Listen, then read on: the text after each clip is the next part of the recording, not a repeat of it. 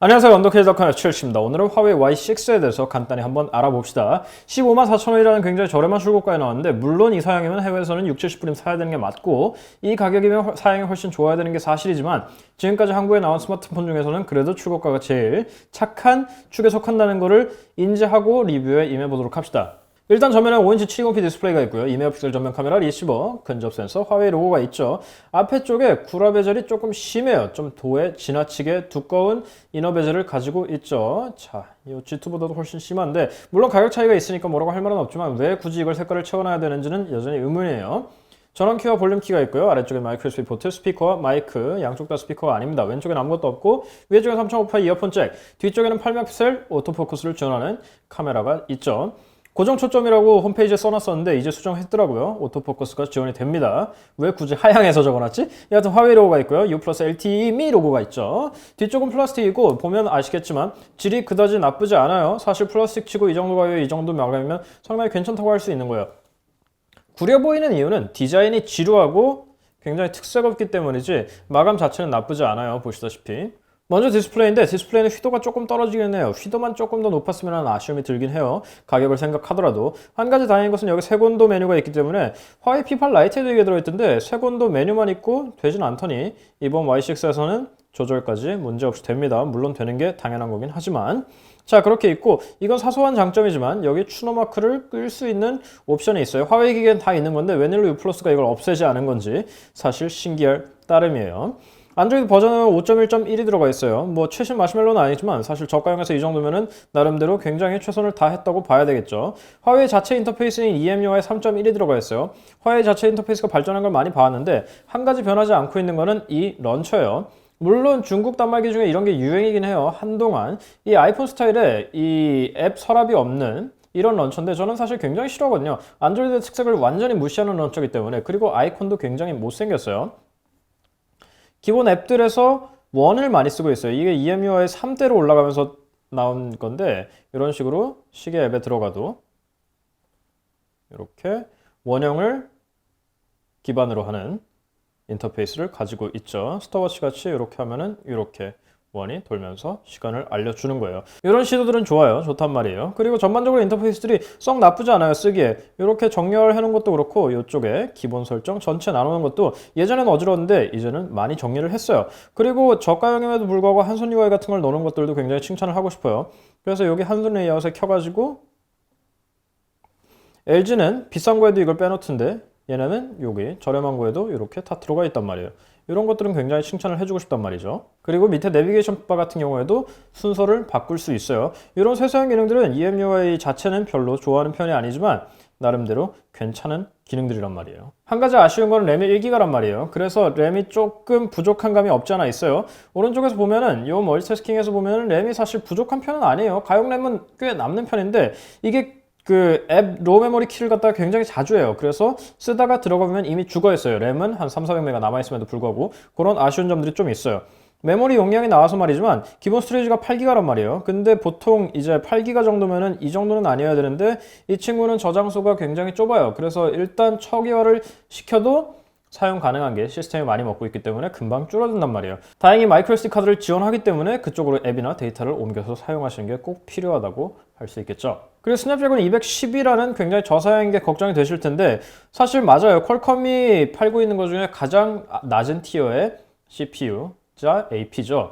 코어텍스 A7이 쿼드가 들어간단 말이에요. 사실 이 정도 사양이면은 옛날엔 스냅드래곤 400에 들어가야 되는 사양인데 이제 210이 이 정도가 됐어요. 뭐 이번에 나온 652 같은 경우에도 스냅드래곤 800이나 808보다도 높은 CPU 성능을 보이고 있으니까 뭐 그건 기술의 발전에 따른 거겠죠.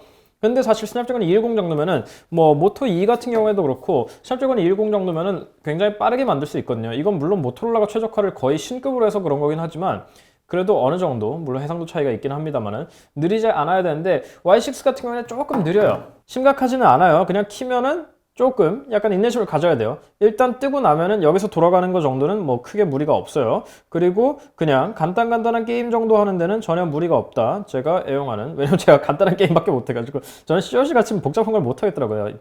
제가 아마 한국인이 아닌 이유 중에 하나는 제가 스타를 못하기 때문에 국적을 박탈당할 수도 있을 것 같다는 생각이 들 정도로 자, 지금 이 베젤과 함께 즐길 수 있는 크로시로드인데 이렇게 해가지고 구동에까지는 시간이 좀 걸려요. 하지만 일단 켜지고 나면은 물론 크로스로드가 워낙 저사양 게임이긴 합니다. 길 건너 친구들이.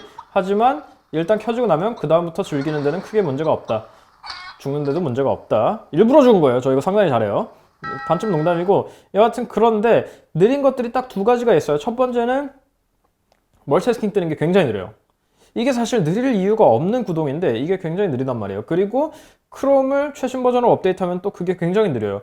약간 좀 납득이 안 되는 부분이에요. 스냅드래곤 210이 이렇게 느릴 필요가 없고 멀티태스킹 창 같은 경우에도 이렇게 느리게 뜰 이유가 없는 건데 이상하게 느리더라고요. 이건 소프트웨어적으로 좀 업그레이드가 필요하지 않나 싶어요.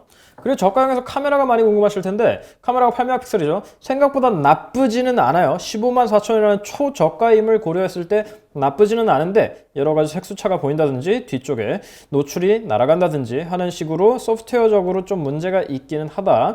하지만 센서 자체는 그렇게 나쁜 편은 아니기 때문에 이것은 나중에 소프트웨어로 업그레이드해서 개선될 수 있으려나? 그건 잘 모르겠어요. 미래는 알 수 없지만 여하튼 사진 자체는 그냥저냥 일상용으로 스냅용으로 쓰기에 큰 무리가 있지는 않다. 어디처럼 뭐 오토포커스도 안 넣어놓고 그래서 사진도 못 찍고 그런 정도의 카메라는 아니다. 생각보다 통화 품질이 꽤 괜찮아요. 물론 화웨이가 통신 장비를 많이 만드는 대기업이긴 합니다만은 그걸 고려했을지라도 통화 품질이 꽤나 괜찮은 편이에요. 우렁차고 소리도 크고 같은 얘기구나. 여하튼 통화 품질은 전혀 문제 없었어요. 사실 배터리가 좀 아쉬운 부분 중 하나인데 2200mAh 용량의 배터리를 가지고 있단 말이에요. 화면 켜짐이 2시간 반에서 3시간 반 정도 나와요. 물론 모든 절전은 끈 상태이기 때문에 절전 모드를 좀 키시면 나아질 겁니다. 전 비교를 위해서 항상 절전 모드를 꺼놓기 때문에. 근데 사실 2015년 폰에서 특히 엔트리 레벨일 경우에 더해요. 엔트리 레벨일 경우에는 이제 배터리가 특히 중요하단 말이에요. 근데 2시간 반에서 3시간 반은 아무래도 조금 많이 짧죠. 특히나 2015년의 폰으로 보기에는 많이 짧아요. 그나마 다행인 거는 배터리가 교체형이기 때문에 여러 개를 들고 다니실 수 있다는 게 한 가지 위안이라고 할 수 있겠죠. 전반적으로 봤을 때 이렇게 저가형의 기계에 대한 궁금증은 크게 뭐 많이 바라시지는 않으실 것 같아요. 그냥저냥 일반적으로 쓸만한가? 어차피 타겟층은 다 정해져 있는 것 같아요. 그냥 세컨폰이 필요하신 분이나 아니면 뭐 중고등학생이라든지 아니면 노년층이라든지 그렇게 전화해가지고 많은 기능을 사용하지 않는 분들이 명확하게 이런 초저가형 전화기를 필요로 하시겠죠. 제일 낮은 요금제로도 할부원금이 제로로 떨어지기 때문에 그런 분들에게 쓸만한가? 충분히 쓸만합니다. 충분히 쓸만한데 저는 이제 그런 거죠. 이제 하도 해외의 저렴한 가성비가 좋은 폰들을 많이 보다 보니까 사실 이 정도 가격이면 다른 것도 할 수 있을 텐데 라는 생각이 아쉬운 생각이 계속 드는 거예요. 물론 국내에 정발했고 애프터 서비스가 정식으로 지원된다는 점은 뭐 일반적으로 사용할 때 굉장히 비교가 될 수밖에 없는 부분이기 때문에 이것과의 직접적인 비교는 제가 안 하려고 노력을 하고 있어요. 일반적으로 쓰시기에 전혀 문제는 없습니다. 하지만 사소한 아쉬움들이 있어요. 멀티태스킹이 너무 느리다든지 크롬 업데이트 했을 때 너무 느리다든지 디스플레이가 조금만 더 밝았으면 좋았을 텐데 같은 아쉬움들이죠. 하지만 10만원대 출고가의 스마트폰에서 바라기에는 충분한 수준이라는 게 오늘의 결론입니다. 화웨이 Y6고요. 알쏭달쏭 하셨을 텐데 나름대로 쓸만한 폰입니다. 너무 많은 걸 바라지만 않으시면. 그럼 다음 시간에 또 뵙도록 하죠. 그럼 끝.